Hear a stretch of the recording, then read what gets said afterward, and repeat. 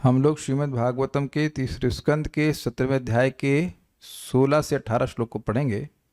15वें बात यहाँ पे समाप्त हुई थी कि दृष्टान्याश्च महोत्पातान् अतत्तत्त्वविदः प्रजा ब्रह्मपुत्रान् ऋते भीता मेनिरे विश्व संप्लवम्। अन्य महान उत्पातों को देख करके अतत्तत्त्वविदः प्रजा, जो उन महान उत्पातों के तत्व अर्थात सत्य को नहीं जानने वाले थी, प्रजा थी, उन्होंने ब्रह्मपुत्रों को छोड़ करके सभी भयभीत हुई और ये माना कि विश्व का प्रलय हो रहा है। अब यहाँ पर वर्णन कर रहे हैं कि 5 दिन में ही वो कैसे बड़े हो गए। विश्वनाथ चक्रवर्ती इस बात को बताते हैं।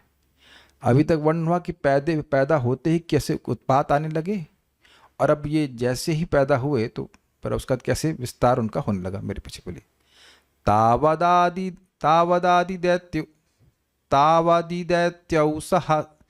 तावदिदैत्यौ सहसा व्यज्यमानात्म पौरुषौ। तावादिदैत्य सहसा व्यज्यमानात्मपौरुषौ। तावादिदैत्यौ सहसा व्यज्यमानात्मपौरुषौ। तावादिदैत्यौ सहसा व्यज्यमानात्मपौरुषौ। नहीं ऐसे ही। तावादिदैत्यौ सहसा व्यज्यमानात्मपौरुषौ। तावादिदैत्यौ सहसा व्यज्यमानात्मपौरुषौ। ववृधातेष्म सारेण कायेनाद्रिपति इव। ववृधाते श्मसारेण कायेनाद्रिपति इव। ववृधातिष्म सारेण कायेनाद्रिपति इव। ववृधाते श्मसारेण कायेनाद्रिपति इव। तावादिदैत्यौ सहसा व्यज्यमानात्मपौरुषौ। तावादिदैत्यौ सहसा व्यज्यमानात्मपौरुषौ। ववृधातेष्म सारेण कायेनाद्रिपति इव। ववृधाते श्मसारेण कायेनाद्रिपति इव। तावादिदैत्यौ सहसा व्यज्यमानात्मपौरुषौ। तावादिदैत्यौ सहसा व्यज्यमानात्मपौरुषौ। ववृधाते श्मसारेण कायेनाद्रिपति इव। ववृधातेष्म सारेण कायेनाद्रिपति इव।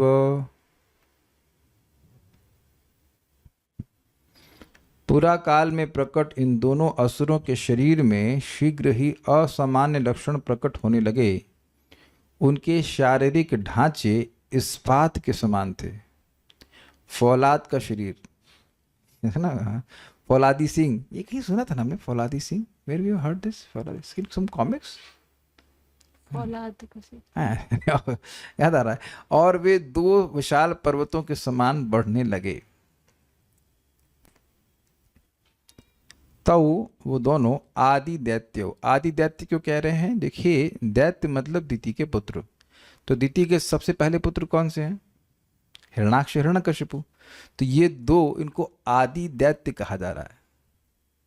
दिति के पुत्र आदि हुए कि नहीं ये दोनों? नॉर्मली दैत्य मतलब असुर मानते हो आप, लेकिन दानव दनु के पुत्र हैं। कश्यप की 13 पत्नियां हैं, तो उसमें से दनु जो हैं उनके पुत्र हैं दानव। स्वभाव मिलता जुलता है लेकिन हैं सौतेले भाई। दैत्य जो हैं और जिनके वंशज हैं, दैत्य मतलब जैसे अगर मैं पूछूं कि प्रहलाद महाराज दैत्य हैं कि नहीं, तो आप मानेंगे कि नहीं मानेंगे? प्रहलाद महाराज दैत्य हैं क्योंकि दिति के वंशज हैं, not in the sense of being an asura. उनकी प्रवृत्ति वैसी नहीं है, लेकिन जनरल एक सामान्य भाषा में अर्थ आ जाता है कि दैत्य मतलब खराब आदमी। लेकिन दैत्य का मतलब खराब नहीं है, क्योंकि एक और भी दैत्य हैं जो खराब नहीं थे। दिति ने फिर व्रत लिया था इनको मारने के लिए, आप छठे स्कंद में देखेंगे। और वो 49 जो दैत्य हुए थे वो सब देवता बन गए, तो उनका नाम हुआ मरुदगण। तो अब ये मत सोचिएगा कि जो भी दैत्य यानी दिति से पैदा होंगे वो सब आसुरिक प्रवृत्ति के ही होंगे, या उनके वंशज भी आसुरिक प्रवृत्ति के होंगे, ऐसा भी नहीं है। प्रहलाद महाराज, विरोचन, बलि, ये सभी तो भगवान विष्णु के भक्त हुए ना। Is it clear? ये बात है। यहां तक कि बलि के बेटे, क्या नाम था उनका, उनके 1000 बुझाएं हो गई थी, क्या नाम था, ना ना ना ना सहस्त्रबाहु नहीं, एक और थे, अरे नाम याद नहीं आ रहा। सुयशा माता जी, आपको भी याद नहीं है? जिनकी लड़की की वजह से भगवान कृष्ण की झगड़ा उनसे होता, क्या, Banasur, Banasur, yes. But he also became 400 form. भगवान ने सारी भुजाएं काट दी, केवल चतुर्भुज रूप पे रख दिया और उनको अपना पार्षद बना दिया। This is amazing. चतुर्भुज रूप में तुम अच्छे लगे, 1000 में अच्छे लगे, 4 में अच्छे लगोगे, चतुर्भुज स्वरूप दे दिया उनको, बड़ा अद्भुत है। तो ये एक बात आपको समझनी होगी कि सभी ये सब दैत्य कहलाएंगे। जैसे दुर्योधन भी भारत, और धृतराष्ट्र भी भारत, और विदुर जी भी भारत, और अर्जुन भी भारत, और युधिष्ठिर भी भारत। तो सब भारत कैसे हो गए? क्योंकि सब भरतवंशी हैं इस अर्थ में। तो आदि दैत्य का मतलब दिति के आदि पुत्र। बाकी वो अर्थ तो आप समझ ही रहे हो, जो शुरुआत ओरिजिनल डीमंस। लेकिन जो ये अर्थ है ये भी आप ग्रहण कर लीजिएगा, आदि दैत्य।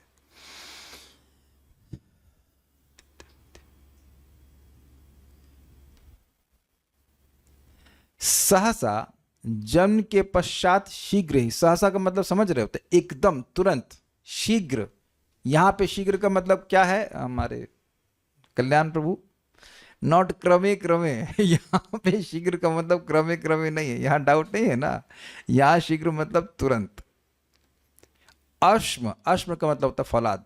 सारेणा, अश्म के समान, फौलाद के समान, कायना, शरीर से, अद्रिपति, अद्रि मतलब होता है पर्वत, पति मतलब उनका स्वामी, यानी सर्वश्रेष्ठ पर्वत, बड़े पर्वत। 2 विशाल पर्वतों के इवा समान व वृद्धाते, बढ़ गए। अब ये दृष्टांत क्यों दिया जा रहा है? देखिए, ऐसी समझावट है कि कुछ पर्वत अलाइव होते हैं, अर्थात वह बढ़ते भी हैं। तो एक तो तुलना की जा रही है काया की साइज की वजह से, पर्वत जो है उनका साइज बहुत बड़ा हो गया। और ये भी समझ सकते हैं कि कुछ पर्वत बढ़ रहे होते हैं, इवन साइंटिस्ट भी बोल रहे हैं कि हिमालय बढ़ रहे हैं, they are something of that sort. मतलब वो कुछ ऐसा उनका एक्सप्लेनेशन होता है कि पर्वत ऐसे नीचे से कुछ क्रस्ट आपस में कुछ तो बोलते हैं, सब थ्योरी, कंप्रेशन थ्योरी कुछ तो बोलते हैं। तो पहाड़ बढ़ रहे हैं, कुछ पहाड़ बढ़ रहे होते हैं और कुछ पहाड़ स्थिर हो जाते हैं, वो कम हो जाते हैं, कम नहीं होते हैं, एटलीस्ट स्थिर होते, बढ़ नहीं रहे होते। तो कह रहे हैं कि दोनों पर्वत के समान बढ़ने लग गए और आत्म पौरुषौ व्यज्यमाना, उनका पराक्रम प्रकट हो गया। ये प्रकट हो गया का क्या मतलब होता है? दिखने लग गया, लेकिन है मैं कुछ कहना चाहता हूं। जो होता है पहले से वह प्रकट होने के अर्थ में उपयोग किया जाता है। ब्यूटीफुल स्टेटमेंट यार। आप देखना चक्रवर्ती पाद की टीका, जैसे सूर्य प्रकट हो गया, तो सूर्य का तेज तो पहले से ही है, हमारे सामने वह प्रकट हो गया। किसी चीज की सृष्टि करना एक अलग बात है, उसमें वो गुण पहले नहीं था और फिर कुछ करके वो सृष्टि किया गया। लेकिन प्रकट होने का मतलब है कि वो पहले से था, वह प्रकट नहीं था, वह प्रकट होने लग गया। ये बात मैं यहां रुक करके फिर अभी चक्रवर्ती पाद की टीका पढ़ूंगा तो आपको समझ में आ जाएगा मैं क्या क्यों रहा हूं।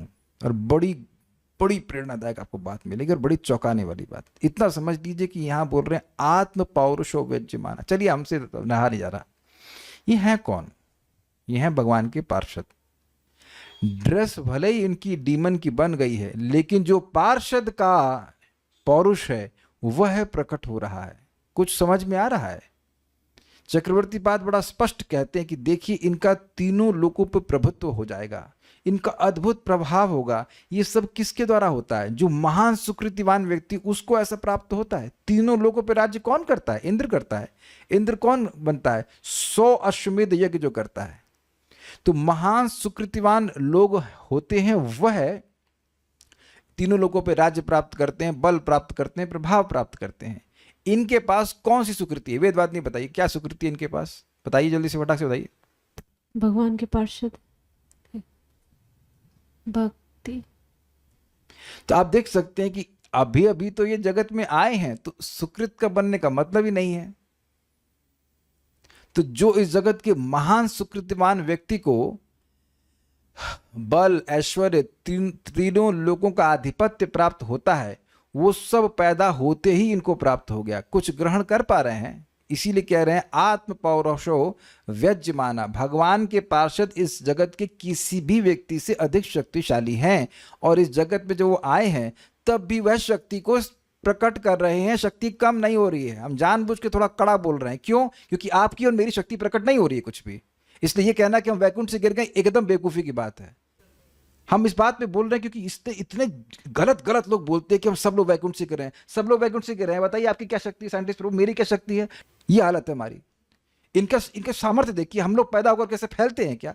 देखिए कि कोई वैकुंठ से पार्षद आया है तो उसकी शक्ति कितनी है। मतलब मैं इसलिए बोल रहा हूं क्योंकि वैकुंठ पर बहुत बड़ा अपराध कर रहे हैं, भगवान के ऊपर बहुत बड़ा अपराध कर रहे हैं कि कोई इनका सारे हम लोग गिर गए वहां से। एब्सोल्यूट ऑफेंस, ये ऑफेंस है। इस पे परम पूज्य गौर गोविंद महाराज बड़ा विरोध करते थे कि ऐसा नहीं होता है, वैकुंठ से हम लोग नहीं गिरते हैं भाई, ये एक विशेष लीला है। ऐसा नहीं कि आप बस एक चीज लेकर के उसको बिना समझे बस बोलना शुरू कर दें कि हम सब लोग वैकुंठ में थे, वहां थे, आध्यात्मिक जगत में थे, गिर पड़े। और नया व्यक्ति फालतू में परेशान हो जाता है क्योंकि इस वजह से सोचता है अरे मैं वहां जाऊंगा तो फिर से गिर जाऊंगा, इतनी मेहनत करके जाऊं फिर गिर जाऊं। नहीं गिरता, ना तो कोई गिरा है ना कोई गिरता है, और ये लोग भी गिर नहीं रहे हैं क्योंकि आत्म पौरुषो व्यज्यमाना। जैसे सूर्य इस समय के अंधकार खा गया है, हमसे दूर है, लेकिन सूर्य जब प्रकट हो रहा है तो वो अपनी शक्ति के साथ प्रकट होता है। Make sense? This is brilliant. Nothing of this material world can influence them. जैसा कि ब्रह्मा जी पहले बोल चुके, ये मेरे अधिकार में नहीं है। क्या मैं और आप ब्रह्मा जी के अधिकार में नहीं है? आप विचार कीजिए, अनादिकाल से हम यहां पढ़े भाई सब, अनादिकाल से पढ़े। भगवान के पार्षद आए तो तीन अवतार भगवान ने लिए हैं। क्या नाम है, वराहदेव, नरसिंह और भगवान श्री राम का अवतार, लेकिन उनको वापस लेने के मतलब फेरे में थे। फिर कृष्ण को, भगवान कृष्ण के रूप में तो आते ही हैं। इस जो भगवान के पार्षद ने बहुत ज्यादा प्रिय हैं भगवान को। ऐसा नहीं कि वो गिर गए और ना वो अनंत काल तक पड़े रहेंगे, उसके बाद वो साधना करें। क्या साधना की जा रही है बताइए लोग? तो आप विचार करके बोलना चाहिए। मैं इसलिए बोल रहा हूं कि यहां जो कोई सुन रहा है वह कभी, खबरदार कभी नहीं बोलना किसी को कि वैकुंठ से लोग गिरते हैं। इतना ज्ञान फैलाइएगा मत। बड़ी सुंदर बात श्रीमान मुकुंद दत्त प्रभु कहते हैं, प्रभुपाद जी के शिष्य, do you want to be known by a person who distorted the knowledge of parampara? वह क्या स्टेटमेंट है भाई। क्या आप भविष्य में इस प्रकार से जाने जाना चाहते हैं जिसने परंपरा के ज्ञान को चेंज कर दिया? Who are we? कम से कम ऐसी बदनामी नहीं लेनी चाहिए। हो सकता है कि हम कुछ एक आध दो लोगों को कन्विंस कर दें, लेकिन भगवान प्रसन्न नहीं होंगे। वैकुंठ से कोई कभी नहीं गिरता है, और ये प्रमाण भी दिख रहा है कि ये लोग समान कंडीशन सोल नहीं है, क्योंकि आत्म पौरुषो व्यज्यमाना। This is very very interesting. तो दो चार लोगों को कन्विंस कर दिया जिनको शास्त्र नहीं पता है, तो बस हल्ला कर दिया। आप कृपया भागवत धर्म लेक्चर सुनिए परम पूज्य राधा गोविंद महाराज का, बिल्कुल स्पष्ट महाराज बोलते हैं। और वहां महाराज भी बड़े क्रोध प्रकाशन करते हैं, क्योंकि शास्त्र को छोड़ करके ना आप अथॉरिटी हो ना मैं अथॉरिटी हूं, कोई अथॉरिटी नहीं है। चाहे व्यक्ति कोई भी अपने आगे नाम लगा ले, वो है कंडीशन सोल, वो कुछ नहीं जानता इसके बारे में, अनलेस ही स्पीक्स फ्रॉम शास्त्र। तो बिल्कुल स्पष्ट प्रमाण है।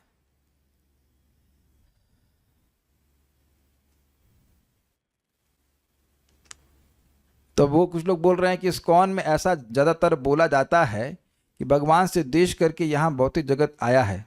तो इसका अर्थ क्या हुआ? इसका अर्थ ये हुआ कि ये गलत बात है। इस्कॉन में अगर, इस देखिए पहली बात है कि इस्कॉन इसमें अगर 10, 20, 50 हजार लोग भी बात बोलने लग जाते हैं, तो उसका मतलब ये नहीं कि सत्य चेंज हो जाता है। होता ये है जैसे चैतन्य महाप्रभु साउथ इंडिया में गए तो तत्ववादी संप्रदाय में गए, तो उनसे पूछे कि भाई ये साधन साध्य का निर्णय बताइए, साधन क्या है जीवन का, और साध्य क्या है और साधन क्या है?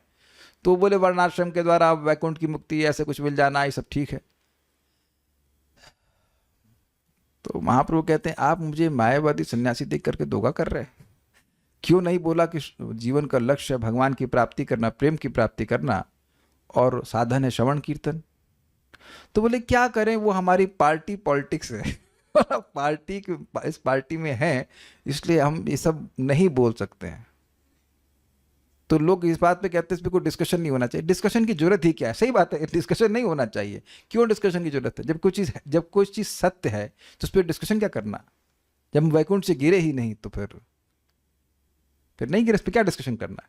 आप देखो ना कि जो लोग, आप चलिए आप सैंपल भी ले लिए, जो वैकुंठ से आए उनमें और अपने में भेद नहीं देख रहे हैं आप। हम लोग पैदा ही होते इससे पराक्रम दिखाने लगे। हालत देखिए हमारी क्या है। विचार कीजिए, ऐसे ही नहीं बोल देना चाहिए। राग और द्वेष से युक्त होकर के इस जगत में हम पड़े हुए हैं, ये बात सत्य है। और ये विद्रोह भगवान से है, ये भी ठीक है, लेकिन वैकुंठ में विद्रोह हुआ है, ये बात गलत है। कुछ समझ रहे हैं बात? मैं जब आत्म पौरुष और वैज्यमाना शब्द को सुना, मतलब पढ़ा, तब मैं विचार कर रहा था कि जाकर जरूर बोलूंगा। देखो प्रैक्टिकल आपको दिख रहा है। अनादि काल से भौतिक जगत में पड़े रहना और 3 जन्म में, 2.5 जन्म कह लीजिए, 2 जन्म कह लीजिए, जैसे भी कह लीजिए, 3 जन्म में आज वापस चले जाना, अंतर नहीं देख रहे हैं आप इसमें? और उसके लिए हर जन्म में भगवान विशेष रूप से आए, वो अंतर नहीं देख पा रहे हैं।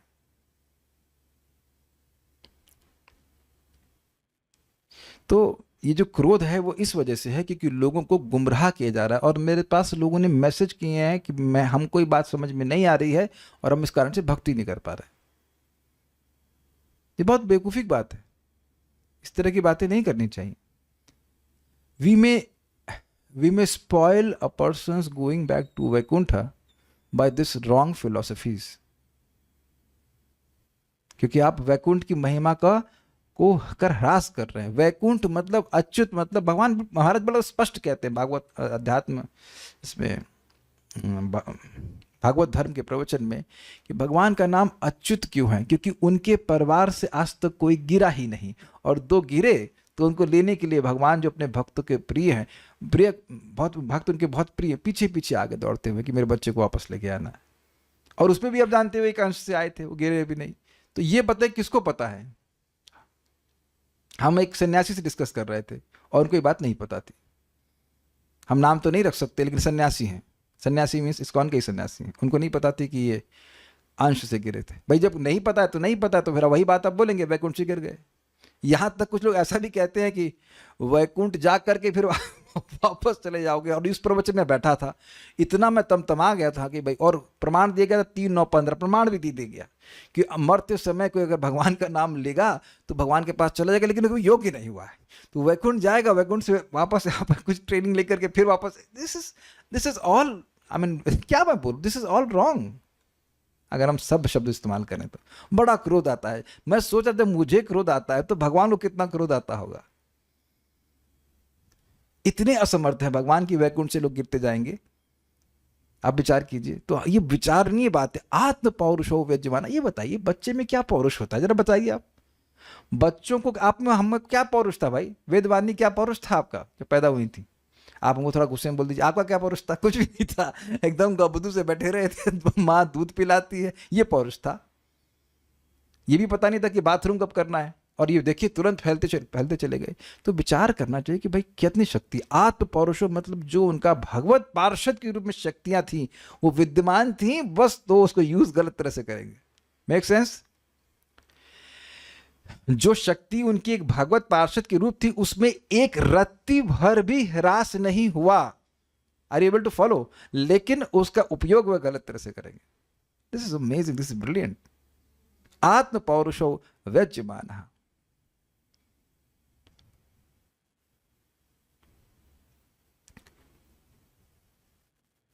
ये कह रहे हैं फिर वो स्टोरी भी गलत है, एडम और ईव। अब आप बाइबल को कोट करना शुरू कर देंगे। आदम और हव्वा, उसका हमको नहीं पता। ये भाई बाइबल का डिस्कशन मत कीजिए यहाँ पे प्लीज। हमको नहीं पता उसके वो, we have no idea. Maybe it is an allegory, हम उसके बारे में नहीं चर्चा कर सकते। मैंने आपको सुबह भी बोला था कि मेरा क्रोध सिद्धांत के संबंध में जरूर प्रकाशित होता है। जब हमको बहुत, हमें दुख लगता है, जब सोचिए कोई ऐसा सुने, आप सुनो कि अच्छा खासा जप कर सकता है, सब कुछ कर सकता है, और इस तरह की बात से भ्रमित होकर के भजन नहीं करे तो दुख लगता है ऐसे। तौ आदि दैत्यो, वह दोनों आदि दैत्य सहसा, शीघ्र ही, तुरंत ही, व्यज्यमानम आत्म पौरुष, अपने पौरुष को प्रकट कर रहे हैं। अच्छा एक चीज बताइए, क्या ऐसा कहीं आपने और भी सुना है कि बच्चा अपने, ओहो मैंने हिंट दे दिया कि बच्चा अपने पौरुष को प्रकट करे? Mukund Sevani, tell in the chat, you know it all. नहीं पता? वेदवादी को तो सब पता है, बोलिए बताइए। मैं सुना ही नहीं, हम केवल माता जी लोगों से पूछेंगे किसको पता है? Krishna, okay, exact answer. In the sense मैंने जानबूझ के बोला कि माता जी को पूछेंगे। यस, वेरी गुड, पूतना के संबंध में। तो पूतना कितनी भयावह थी, लेकिन बच्चे के रूप में भगवान ने उसको मार दिया। तो आप समझ रहे हैं, वहां स्पष्ट समझ रहे हैं कि भगवान की भगवत्ता कम नहीं होती है। ऐसे भगवान के पार्षद यहाँ पे आते हैं तो वो अपनी शक्ति को प्रस्तुत करते हैं। ये असुर के रूप में आप प्रकट कर रहे हैं, और जो भगवान के अन्य पार्षद भक्त के रूप में आते हैं वो भक्ति प्रस्तुत करते हैं। वह भी तो नहीं गिरते। अच्छा, ये आप लोग मानते हो ना कि प्रभुपाद जी गोलोक वृंदावन से आए, उनके गुरु महाराज गोलोक वृंदावन से आए, वो लोग तो बोले भी हैं कि हम मंजरी स्वरूप में। तो अब वह क्या अपनी शक्ति नहीं प्रस्तुत कर रहे हैं? श्रील भक्ति सिद्धांत सरस्वती ठाकुर जी शायद 7 साल की उम्र में पूरी गीता याद कर लिए थे, ऐसा कुछ उनके बारे में सुनने में आता है, 7 ईयर्स में। और वो हर श्लोक पे व्याख्या भी कर सकते थे। ये हो सकता है यहाँ पे 70 साल गीता सुनने के बाद भी समझ में ना आए गीता क्या है, और वो 7 साल की उम्र में ही व्याख्या कर रहे थे। ये आश्चर्य की बात नहीं। उनके कहते हैं, क्या बोलेंगे, शरीर में, इस वक्षस्थल पर वो जो अम्बिलिकल कॉर्ड है वह ब्राह्मण थ्रेड के रूप में था। दिस इज अमेजिंग, नहीं? तो ये बात थोड़ा समझना चाहिए कि इन लोगों का, ये लोग कभी नहीं भूल, मतलब अपना उनका जो पौरुष है, जो वैकुंठ की शक्ति है उनके पास, वो खत्म नहीं हुई। ये बहुत अच्छी बात थी। ववृधाते अश्मसारेणा, अश्मसार के समान कायेना, काया के द्वारा ववृधा, वह उनकी वृद्धि हुए, मतलब बड़े हुए। कैसे? अद्रिपति, व एक पर्वत के समान। ओके, श्रीधरी, व्यज्यमानात्म पौरुषम, अर्थात उन दोनों का पूर्व सिद्ध पराक्रम भी अभिव्यक्त हो गया। ये जो पूर्व सिद्ध है ना, ये श्रीधर स्वामी की टीका से मैं जानबूझकर एग्जैक्ट लिखा हूं। पूर्व सिद्ध का मतलब अब तो क्लियर हो रहा है कि अभी क्लियर नहीं हो रहा है? What do you mean by पूर्व सिद्ध? पहले से ही सिद्ध पराक्रम था उनका।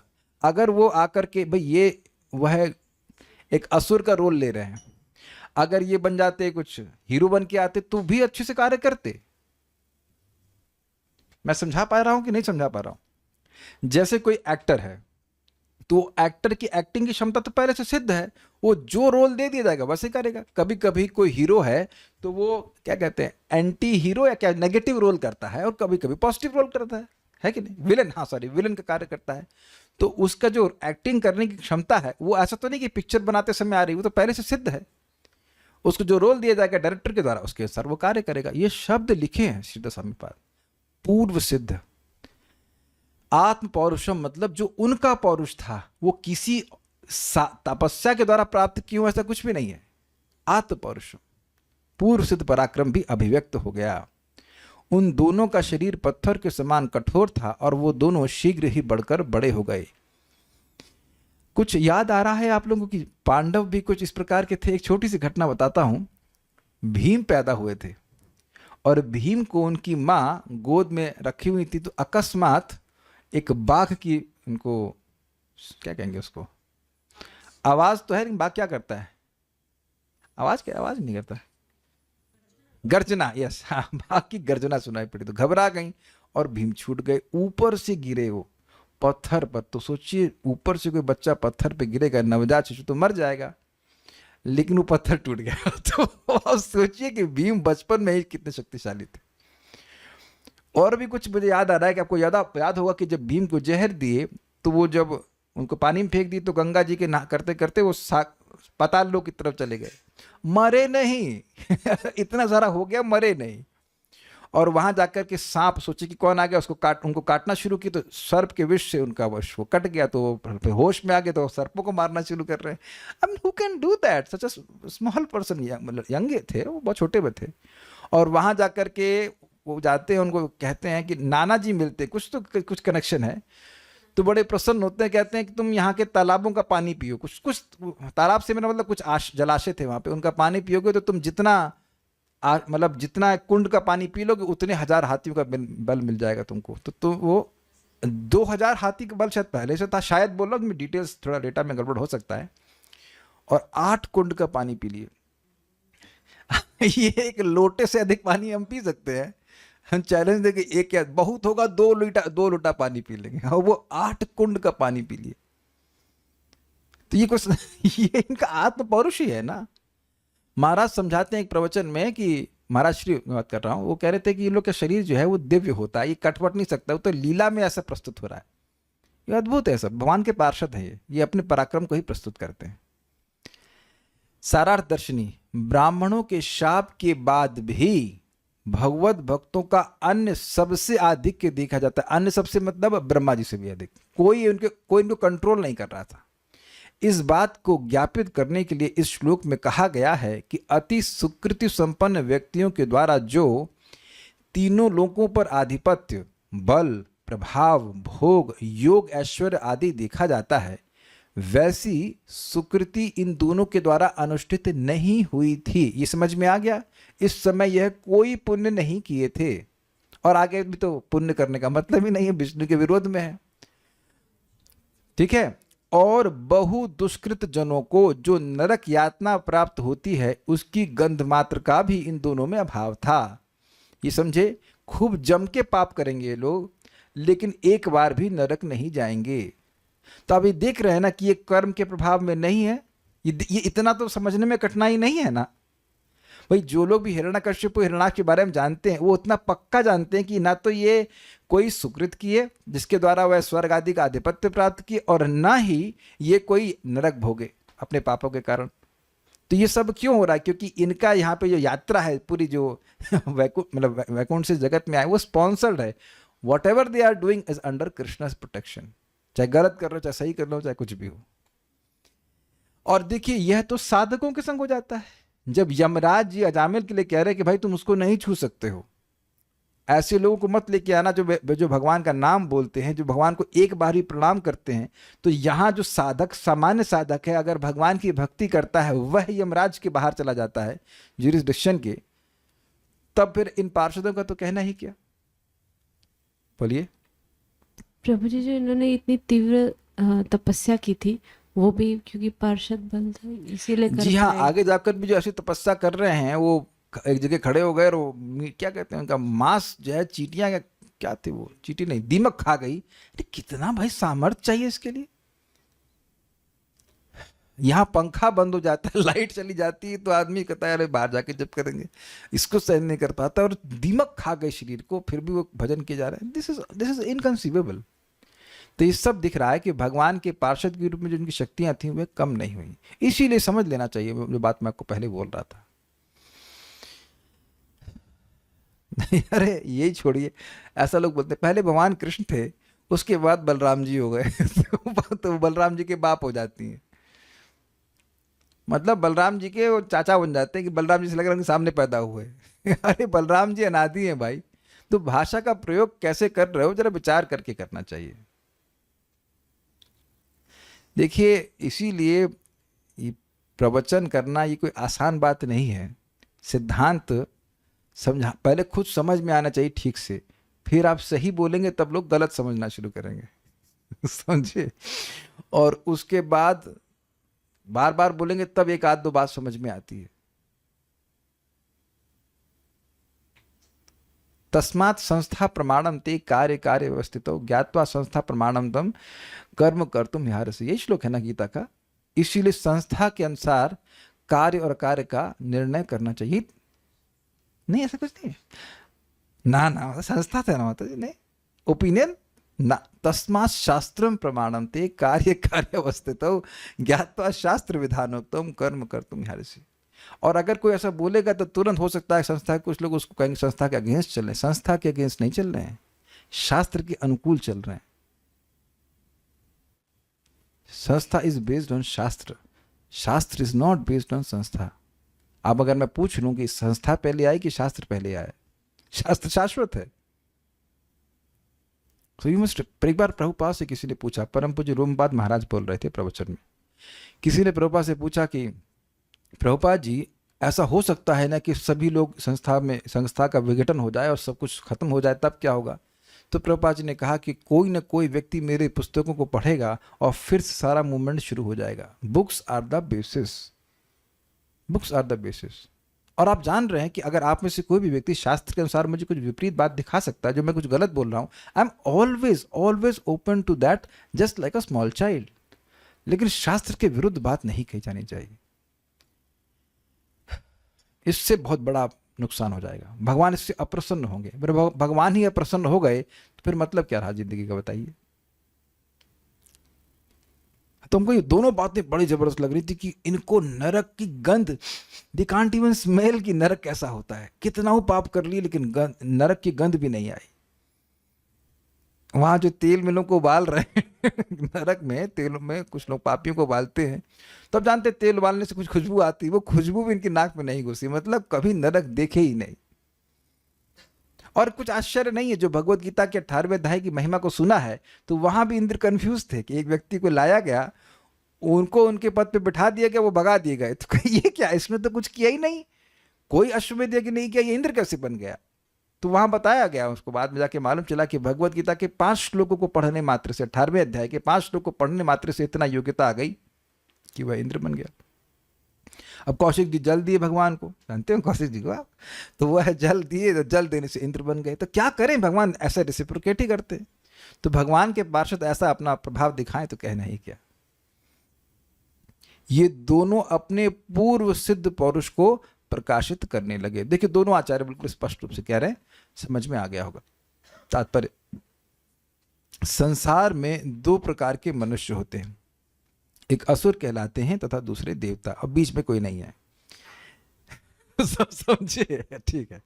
देवता मानव समाज की आत्मिक उन्नति करने में लग रहे हैं, आत्मा की उन्नति में करने में लगे रहते हैं, किंतु असुर शारीरिक तथा भौतिक उन्नति में विश्वास करते हैं।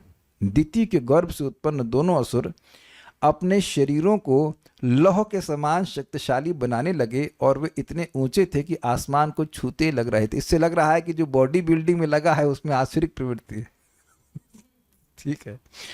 वे अमूल्य आभूषणों से अलंकृत थे और इसी को वे जीवन की सार्थकता समझ रहे थे। भाई ये तो बहुत बैंड बजा दिया। तो जो आदमी सोच रहा है कि कान में कुंडल है, ये है वो, और इसी से मैं बहुत सफल हूँ, तो ये आसुरिक प्रवृत्ति है। ये हिरण्यकशिपु की वंशावली में भक्ति जा रहा है। जप नहीं कर रहे हैं, भजन नहीं कर रहे हैं, 10 किलो का सोना छाती में लाद लिए, तो वो हिरण्यकशिपु ही है, ये कह लीजिए। प्रारंभ में वैकुंठ के दोनों द्वारपालों जय तथा विजय को इस भौतिक संसार में जन्म लेना था, जहां साधुओं के श्राप के अनुसार उन्हें श्री भगवान के प्रति सदा क्रुद्ध रहने की भूमिका अदा करनी थी। अतः आसुरी व्यक्तियों के रूप में वे इतने क्रुद्ध रहने लगे कि श्री भगवान से उनका कोई प्रयोजन नहीं रहा और वे भौतिक तथा शारीरिक उन्नति में ही लगे रहे। लेकिन ध्यान देना होगा कि प्रयोजन नहीं रहा मतलब उनकी सेवा नहीं कर रहे थे, लेकिन क्रोध में वह भगवान का निरंतर स्मरण उनको बना रहेगा, ये भगवान की इच्छा से था। ठीक है।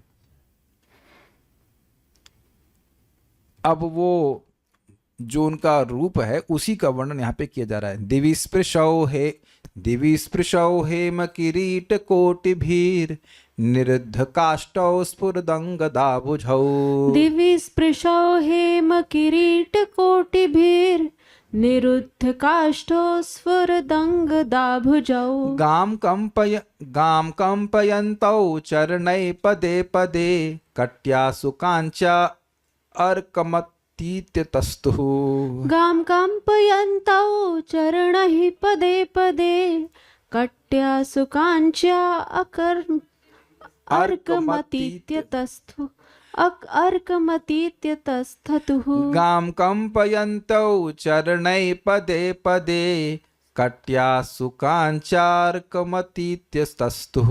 गाम कंपयन्तौ चरणैः पदे पदे कट्यासु कांचार्कमतीत्यतस्ततुः। दिवि स्पृशौ हेम किरीटकोटिभिर् निरुद्ध काष्ठौ स्फुरदंगदाभुजौ। दिवि स्पृशौ हेम किरीटकोटिभिर् निरुद्ध काष्ठौ स्फुरदंगदाभुजौ। गाम कंपयन्तौ चरणै पदे पदे कट्यासु काञ्चार्कमतीत्यतस्थुः गां कम्पयन्तौ चरणैः पदे पदे कट्यासु काञ्चार्कमतीत्यतस्ततुः बोलिए। दिवि स्पृशौ हेम किरीटकोटिभिर्निरुद्ध काष्ठौ स्फुरदङ्गदाभुजौ दिवि स्पृशौ हेम किरीटकोटिभिर्निरुद्ध काष्ठौ स्फुरदङ्गदाभुजौ गां कम्पयन्तौ चरणैः पदे पदे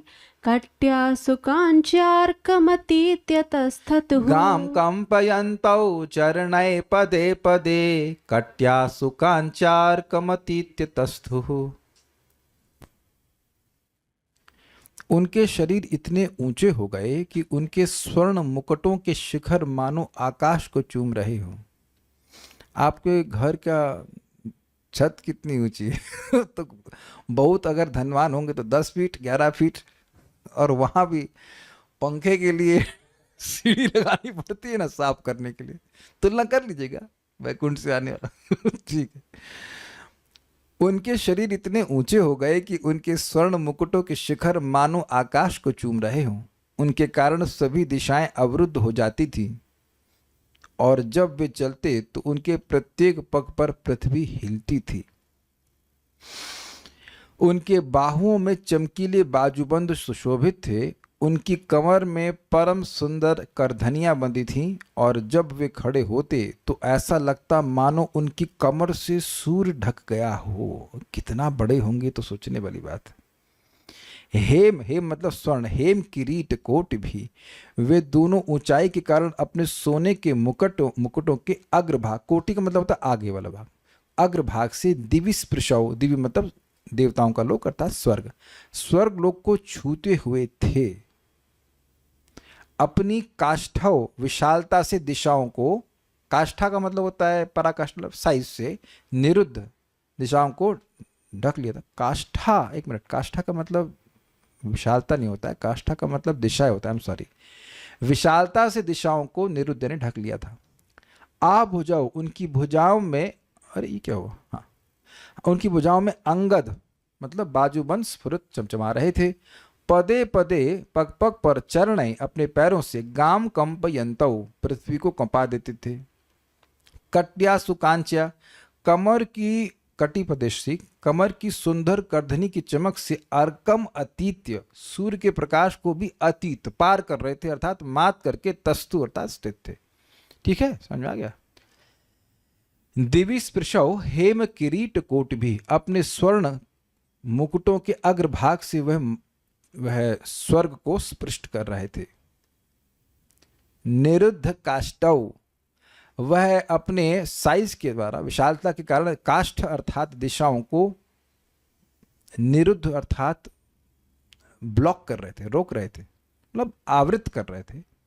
स्फुरद अंगदा भुजा, उनकी दोनों की भुजाओं पे बाजूबंद स्फुरत अर्थात चमचमा रहे थे। गाम कंपयन्तौ चरणै पदे पदे, पद पद पर चलते चलते वह पृथ्वी को कंपायमान कर रहे थे। सुकांच्या कटया, अपनी कटी प्रदेश यानी कमर के प्रदेश में जो उनकी कधनी थी उसकी चमक से अर्कम, सूर्य के प्रकाश को भी अतीत्य अर्थात मात देते हुए तस्तु वह विराजमान थे, वे स्थित थे। तो सूर्य के प्रकाश को मात देने का क्या मतलब है, हम लोग कल्पना भी नहीं कर सकते ना। ये सब लिखा जरूर है लेकिन हम लोग कल्पना भी नहीं कर सकते कि किसी व्यक्ति की बेल्ट इतना चमके कि सूर्य का प्रकाश कम हो जाए या कम लगे। भाई जब व्यक्ति माँ के गर्भ में है और तब सूर्य चंद्रमा के प्रकाश को कम कर दे रहा है, उनके तेज को फीका कर दे रहा है, तो जब प्रकट हो जाए तब उसके लिए ऐसा करना कौन सी आश्चर्य की बात है। लेकिन है तो आश्चर्य की ही बात ना कि ऐसा कर रहे हैं।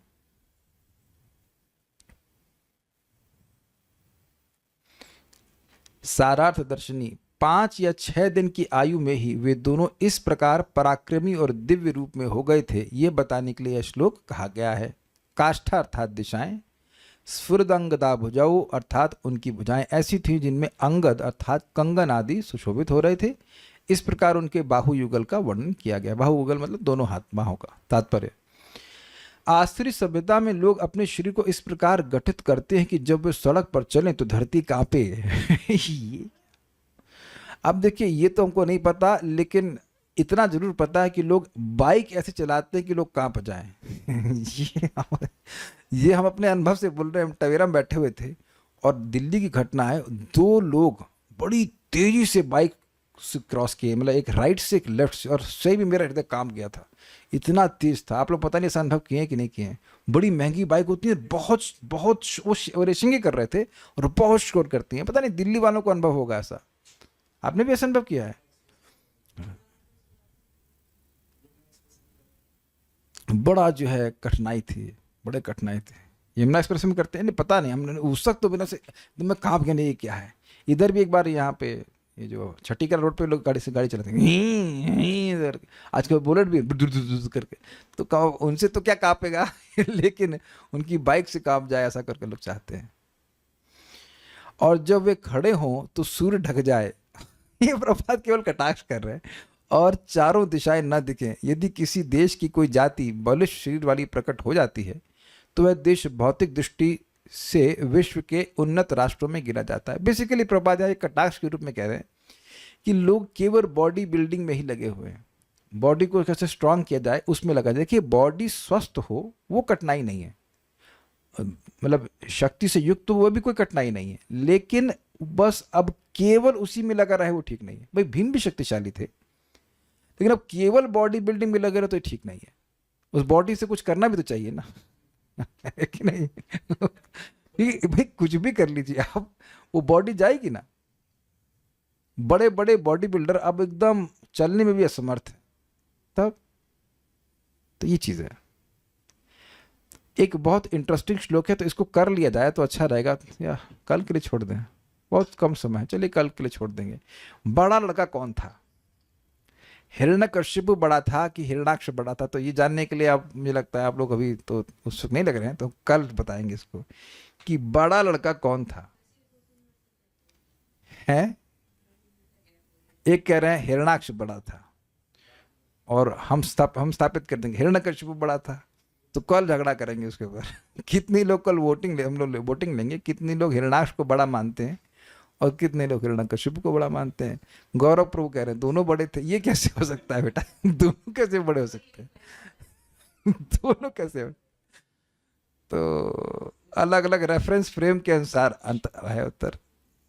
सुयशा माता जी कह रही हैं हिरण्यकश्यप बड़े थे। क्यों, आपको ज्यादा पसंद है वो तो ये आप लोग पढ़ लेना। वैसे तो निर्णय आप कल देखेंगे इसको, कल और भी कुछ लोग लेंगे, तो यहाँ पर रुकते हैं। देखिए मेरा जो क्रोध था वो इसी बात पे था कि भक्तों को भ्रमित नहीं करना चाहिए, है ना। बहुत भक्त, देखिए हम लोग लिटरली अंधे हैं। अगर शास्त्र नहीं है तो हमें कुछ नहीं पता कि वैकुंठ है कि नहीं, गोलोक है कि नहीं, सब कुछ नहीं पता ना। तो सही सही वर्णन करने से भगवान के स्वभाव को या भगवान के भक्ति के स्वभाव को जब हम ठीक ठीक समझेंगे, तब व्यक्ति बहुत ही दृढ़ता के संग, विश्वास के संग भक्ति की पथ पे आगे बढ़ता है। अगर व्यक्ति श्रवण ठीक से नहीं किया रहता है तो कुछ समय बाद लगता है शायद मेरी प्रगति नहीं हो रही है, या ऐसा करके फिर वो भक्ति के पथ से विरत होकर कहीं और चला जा सकता है। या कभी कभी सोचेगा कि अरे यार मेरे से इतनी गलती हो गई है, भगवान तो मुझे अब स्वीकार ही नहीं करेंगे। और भगवान, वास्तव भगवान कह रहे तुमको रिजेक्ट कब किया मैंने? तुमको अस्वीकार करने की बात तो तब आएगी जब मैं तुम्हें कभी भी रिजेक्ट किया हूं। रिजेक्ट तो मैं कभी किया ही नहीं, रिजेक्ट तो तुम किए पड़े हो। भगवान तो जीव को नहीं भूले हैं ना, शास्त्र में ऐसा कभी लिखा नहीं है ना, हम भूले हुए हैं भगवान को। सो दैट ये सब चीजें बार बार सुननी है। ये ना सोचने लग जाए व्यक्ति कि अरे मेरी गलतियां हो गई तो मैं भगवान को कैसे सेवा कर सकता हूँ, भगवान मेरी सेवा क्यों स्वीकार करेंगे, इत्यादि इत्यादि इत्यादि। और क्योंकि इस जगत में हम चीज़ों का क्षय देखते हैं, इसलिए एक कह सकते हैं उसको आरोप करने लग जाते हैं, और हम सोच भी नहीं पाते हैं कि ऐसी व्यवस्था हो सकती है इसका नाश कभी नहीं हो। देखिए एक बात आप समझ लीजिए, हम लोग फिर रिपीट कर रहे हैं, जो भी चीज़ें हलादनी शक्ति की वृत्ति, अंतरंगा शक्ति के द्वारा सृष्टि होती है, उनका नाश नहीं होता है। ये जो आप भागवत प्रवचन सुन रहे हैं, नाम जप कर रहे हैं, भगवान का प्रसाद ग्रहण कर रहे हैं, यानी भक्ति का कोई भी कार्य कर रहे हैं, उसका नाश हो ही नहीं सकता है। तो यहां ऐसी अवस्था है तो वैकुंठ का तो कहना ही क्या। और कोई कुछ, किसी कुछ नहीं कहना है, कोई विरोध? कह रहे हैं इसका मतलब वो पृथ्वी लोक में जन्म लिए थे। देखिए ये मैं इस पे चुप हूं कि कश्यप ऋषि यहां रहते हैं, और कश्यप ऋषि का आश्रम यहाँ है कि हमको इसके बारे में कुछ जानकारी नहीं है। इस पे कुछ मतांतर है। कुछ लोग कहते हैं प्रहलाद महाराज की घटना अफगानिस्तान में हुई, कुछ लोग कहते हैं साउथ इंडिया में हुई। मैं इस पर कुछ नहीं कहता हूँ, it's not much relevant to me in that sense. लेकिन ये तो है कि वो पृथ्वी से कुछ संबंध तो है। अब जिस पृथ्वी पे चल रहे थे, जिस भी पृथ्वी पे चल रहे हो, तो वहाँ कुछ परेशानी तो हुई थी। और आगे हम सुनेंगे भी, वह गायों को मारने के लिए बोलते हैं, और मतलब ऐसा प्रतीत तो यही हो रहा है कि पृथ्वी पे हुए, लेकिन मैं खाली प्रतीति की बात कर रहा हूँ। मुझे नहीं पता एग्जैक्टली कि पृथ्वी पे ही हुए कि नहीं। Seems like that. पृथ्वी में कहाँ जन्म ली, ये सब हमको नहीं पता। जो कह रहे हैं हम वैकुंठ से गिर जाते हैं, तो भगवान ने जो कहा यद्गत्वा न निवर्तन्ते, इस श्लोक को गलत कह रहे हैं। नहीं, उन्हें कहने का मतलब है कि वहां से गिरे, लेकिन जब जाएंगे तो नहीं गिरेंगे। लेकिन हम वहां से गिरे भी नहीं है, ये बात है। वहां से गिरे भी नहीं है, ये सब बातें नहीं। क्योंकि जो लोग वहां से आए इस जगत में, उनके लक्षण आप देख रहे हैं, वो लक्षण हमसे किसी के मैच नहीं करते, है कि नहीं? कोई है भाई पहाड़ की तरह जिसको वीडियो में आ ना रहा हो, फैलता जा रहा हो लाइक दैट। अरे भाई, वो ट्विंस वाली बात कल के लिए रखिए, या वो क्या, देखो मुझे इंसाइट मत करो, फिर क्लास बढ़ा दूंगा मैं अब कल के लिए रखिए। कल बच्चों के बारे में डिस्कस, कौन बड़ा है कौन बड़ा है, वो चर्चा हम कल करेंगे। Thank you so much.